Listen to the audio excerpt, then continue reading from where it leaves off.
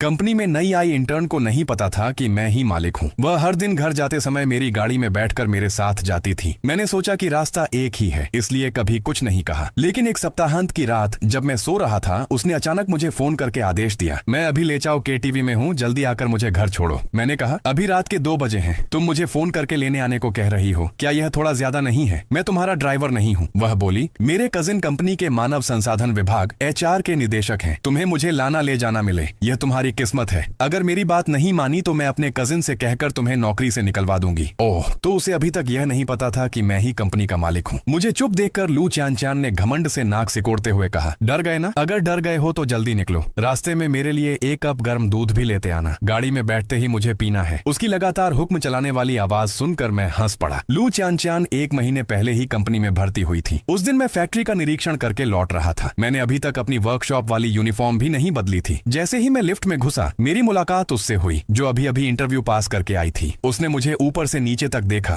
भौहें सिकोड़ ली और तुरंत मुझसे दूरी बना ली। कंपनी में आमतौर पर सभी लोग मुझे सम्मान के कारण दूरी बनाकर रखते थे, इसलिए मैंने भी इस बात पर ध्यान नहीं दिया। लेकिन अगले दिन काम खत्म होने के बाद जब मैं गाड़ी से घर जाने वाला था, वह बिना पूछे मेरी कार का दरवाजा खोलकर आगे वाली सीट पर बैठ गई और घमंड से बोली, तुम कंपनी के वर्कशॉप टेक्नीशियन हो ना? मैंने कल तुम्हें जिनशू रेजिडेंशियल एरिया के पास जाते देखा था। मैं वहीं रहती हूँ, रास्ते में मुझे छोड़ देना। मैं कुछ क्षणों के लिए स्तब्ध रह गया। मैं दर्जनों कंपनियों और हजारों कर्मचारियों का प्रबंधन करता था, लेकिन यह पहली बार था जब किसी ने मुझे इतनी अकड़ के साथ आदेश दिया था। मैं कुछ कह पाता उससे पहले ही उसने सीट बेल्ट बांध ली और ठंडे स्वर में कहा, जल्दी चलो, मुझे देर हो रही है। इसके बाद उसने मोबाइल निकाल लिया और उसमें व्यस्त हो गई, जैसे मैं वहां था ही नहीं। मैंने सोचा कि वह नई कर्मचारी है, इसलिए बात को नजरअंदाज कर दिया। वैसे भी रास्ता एक ही था तो उसे छोड़ दिया। जिनशू कॉलोनी पहुंचने के बाद उसने धन्यवाद तक नहीं कहा। उसने जोर से दरवाजा बंद किया और बिना पीछे देखे चली गई। मैंने सोचा कि शायद अभी अभी कॉलेज से निकली है और उसे सामाजिक व्यवहार की समझ नहीं है, इसलिए मैंने अधिक ध्यान नहीं दिया। मुझे लगा कि मामला यहीं खत्म हो जाएगा, लेकिन लू चान यहीं नहीं रुकी। उसके बाद हर दिन वह ऑफिस की छुट्टी होते ही समय पर मेरी गाड़ी में आकर बैठ जाती। मैं मना भी नहीं कर पाता था कि वह तरह तरह की मांगें शुरू कर देती। आगे से जब सुबह ऑफिस जाओ तो मेरे कॉलोनी के बाहर रुककर मुझे भी ले जाना। मुझे सिगरेट की गंध पसंद नहीं है, भले ही यह तुम्हारी कार हो, लेकिन आगे से इसमें धूम्रपान मत करना। आज मैं तुमसे 3 मिनट पहले नीचे आ गई थी, अगली बार ध्यान रखना, मुझे इंतजार मत करवाना। तुम्हारी सीट बहुत सख्त है, कल तक उस पर मुलायम कुशन लगवा देना। मुझे तुम्हारी कार का रंग पसंद नहीं है, समय मिले तो इसे गुलाबी रंग की रैपिंग करवा लेना। पहले मैं समझ नहीं पाता था कि कोई व्यक्ति मुफ्त में लिफ्ट लेने के बाद भी इतना घमंडी और एहसान जताने वाला रवैया कैसे रख सकता है। अब मुझे समझ आ गया था, क्योंकि मानव संसाधन विभाग का निदेशक उसका कजिन था। तभी फोन के दूसरी ओर से लू चान की नाराज आवाज आई, तुम चुप क्यों हो, निकले कि नहीं? मैंने कहा, नहीं, मुझे सोना है, तुम खुद टैक्सी कर लो। इतना कहकर मैंने फोन काट दिया। लेकिन जैसे ही फोन नीचे रखा, फिर घंटी बज उठी। फिर वही लू चान थी। क्या तुम पागल हो गए हो? मेरी कॉल काट दी। तुम्हें पता भी है कि मेरा कजिन अभी मेरे पास ही बैठा है। मैंने शांत स्वर में कहा। तो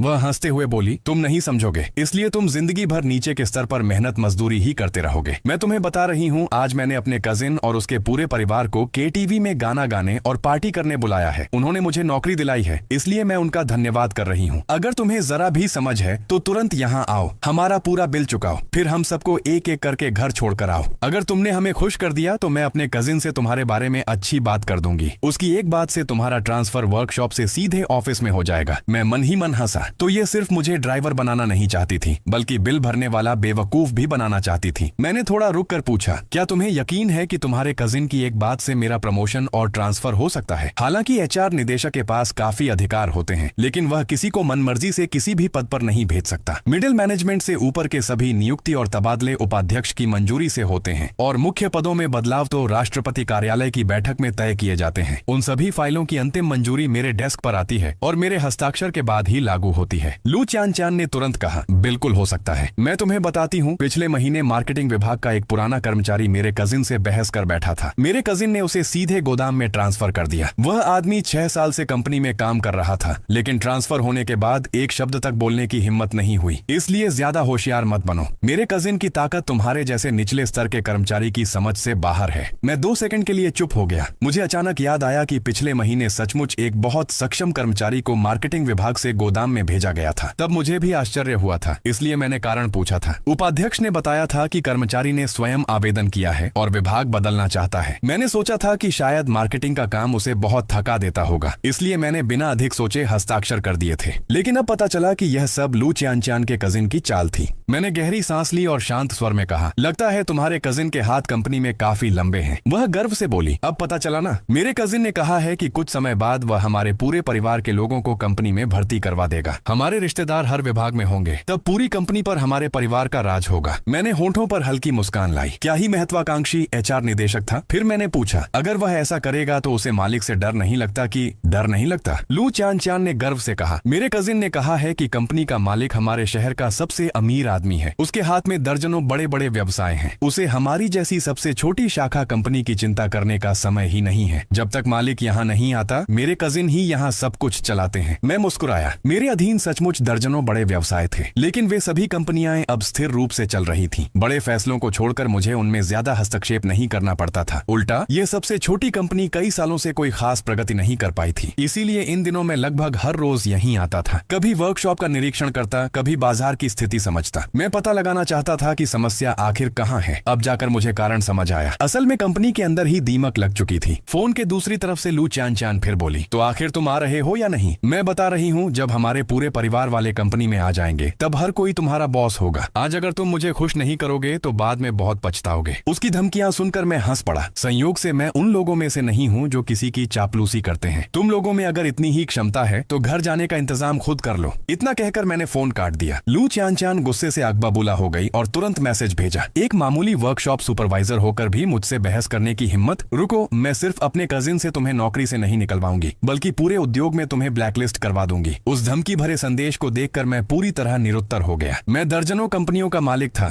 मेरी संपत्ति सैकड़ों करोड़ की थी और मुझे एक इंटर्न उद्योग से निकलवाने की धमकी दे रही थी। अगर यह बात बाहर फैल गई तो मेरे व्यापारिक मित्र पूरे साल मेरा मजाक उड़ाएंगे। लेकिन वास्तव में जिस बात ने मेरा ध्यान खींचा वह लू चान चान नहीं थी, बल्कि उसका कजिन था। सिर्फ एक एचआर निदेशक के पास इतनी शक्ति नहीं हो सकती थी। लगता था कि कंपनी की दीमकें ऊपरी प्रबंधन तक पहुंच चुकी थीं। यह सोचकर मैंने कंपनी के उपाध्यक्ष वांग डोंग को संदेश भेजा, सूचना जारी कर दो, कल सुबह 9 बजे मैं सभी कर्मचारियों की आम सभा बुला रहा हूं। हर व्यक्ति की उपस्थिति अनिवार्य है, कोई छुट्टी नहीं लेगा। संदेश भेजते ही वांग डोंग का जवाब आ गया, समझ गया लिन सर, आसिम। अगली सुबह मैं हमेशा की तरह कार से कंपनी पहुंचा। जैसे ही कार से उतरा मैंने देखा कि लू चान चान दोनों हाथ सीने पर बांधे कंपनी के मुख्य द्वार पर खड़ी थी। उसके बगल में लगभग 30 वर्ष का एक आदमी खड़ा था। सूट बूट पहने हुए, चेहरे पर घमंड साफ झलक रहा था। मैंने उसके बैज पर नजर डाली। वह वास्तव में मानव संसाधन विभाग का निदेशक चेन जे था। मुझे देखते ही लू चान चान तुरंत आगे बढ़ी और मेरा रास्ता रोककर चेन जे से बोली, कजिन, यही है वह आदमी। चेन जे ने मुझे घूरते हुए पूछा, तुम वही वर्कशॉप सुपरवाइजर हो जिसने मेरी बहन से बदतमीजी की थी? तुम्हें नौकरी पर किसने रखा था? मैंने तुम्हें पहले कभी क्यों नहीं देखा? अनावश्यक औपचारिकताओं से बचने के लिए मैं हमेशा कंपनी में सादे कपड़े पहनकर आता था। मेरी कार भी घर की सबसे सस्ती कारों में से एक थी, इसलिए कंपनी में केवल कुछ शीर्ष अधिकारी ही मेरी असली पहचान जानते थे। एक एचआर निदेशक जैसे व्यक्ति को मुझसे मिलने की योग्यता ही नहीं थी। चेन जे की बात सुनते ही लू चान चान की आंखें चमक उठी, जैसे उसे कोई बड़ा सबूत मिल गया हो।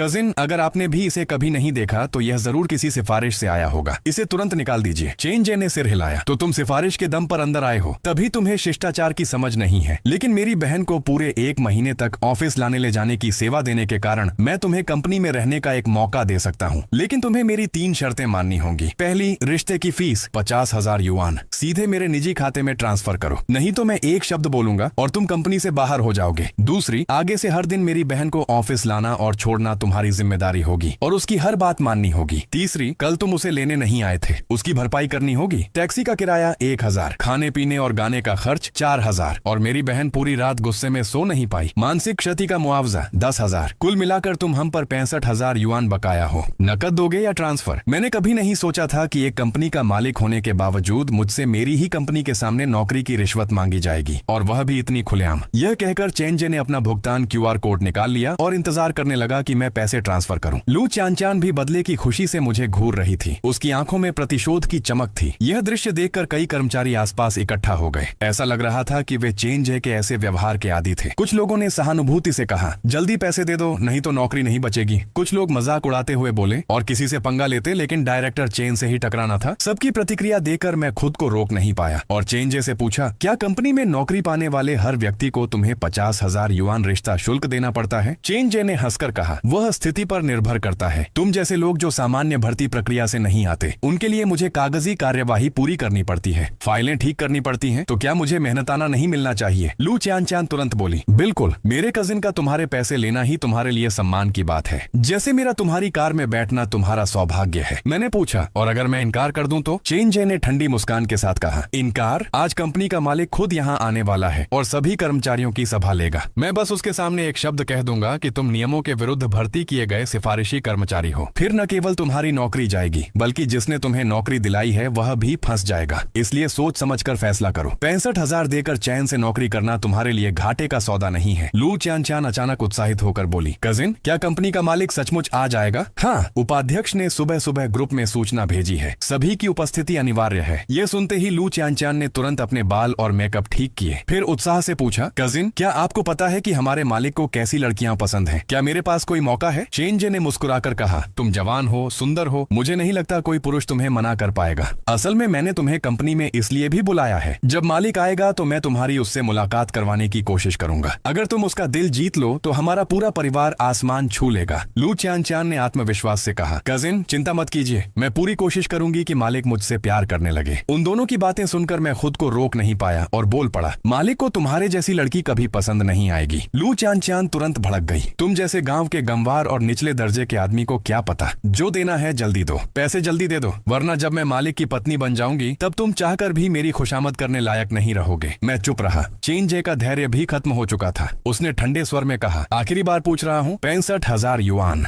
दे रहे हो या नहीं? मैंने बिना हिचकिचाए जवाब दिया, नहीं। चेन जे का चेहरा तुरंत सख्त हो गया। अच्छा, तो तुम भलाई की बात नहीं समझते? फिर मुझे भी कठोर होना पड़ेगा। यह कहकर उसने सुरक्षा कर्मियों को बुलाया, जल्दी आओ, इस अवैध तरीके से भर्ती हुए वर्कशॉप कर्मचारी को तुरंत कंपनी से बाहर निकालो। आदेश मिलते ही कई सुरक्षा गार्ड आगे बढ़े और मुझे बाहर निकालने के लिए तैयार हो गए। तभी अचानक भीड़ में से किसी ने चिल्लाकर कहा, उपाध्यक्ष वांग आ गए। ये सुनते ही सबकी नजरें वांग डोंग की ओर मुड़ गईं। सभी ने तुरंत सम्मान से उनका अभिवादन किया। वांग डोंग ने भीड़ की ओर देखा और भौहें सिकोड़ते हुए पूछा, क्या हो रहा है? सब लोग कंपनी के गेट पर क्यों इकट्ठा हैं? चेन जे तुरंत आगे बढ़ा और बोला, उपाध्यक्ष वांग, मैंने अभी अभी कंपनी में एक अवैध रूप से भर्ती किए गए सिफारिशी कर्मचारी को पकड़ लिया है। वह सामान्य भर्ती प्रक्रिया से नहीं आया, बिना अनुमति कंपनी में घुस आया है और उसका रवैया बेहद खराब है। न केवल वह जांच में सहयोग नहीं कर रहा, बल्कि मुझसे बदतमीजी भी कर रहा है। मुझे पता है कि आज मालिक सभी कर्मचारियों की सभा लेने वाले हैं, इसलिए मैं चाहता था कि उनके आने से पहले ही इसे बाहर निकाल दूं, वरना कहीं यह मालिक का अपमान न कर दे। लू च्यानचान भी तुरंत बोली, हाँ बिल्कुल, यह न केवल सिफारिश के दम पर अंदर आया है, बल्कि मालिक के बारे में भी मनगढ़ंत बातें कर रहा था। इसने मालिक का अपमान किया है। ऐसे आदमी को तुरंत बाहर फेंक देना चाहिए। वांग डोंग का चेहरा गंभीर हो गया। क्या इसने मालिक का अपमान करने की हिम्मत की? मुझे दिखाओ तो सही, आखिर इतना साहसी कौन है? चेन जे ने तुरंत मेरी ओर उंगली उठाई। यही है वह नीचे दर्जे का कर्मचारी। वांग डोंग ने चेन जे की उंगली की दिशा में देखा। उनकी नजर भीड़ के पार होकर मुझ पर पड़ी और जैसे ही उन्होंने मेरा चेहरा साफ देखा, उनकी आंखें अचानक फैल गईं। चेहरा एकदम पीला पड़ गया। पूरे शरीर में कंपन दौड़ गया। कांपती हुई आवाज में उनके मुंह से निकला, बी बॉस।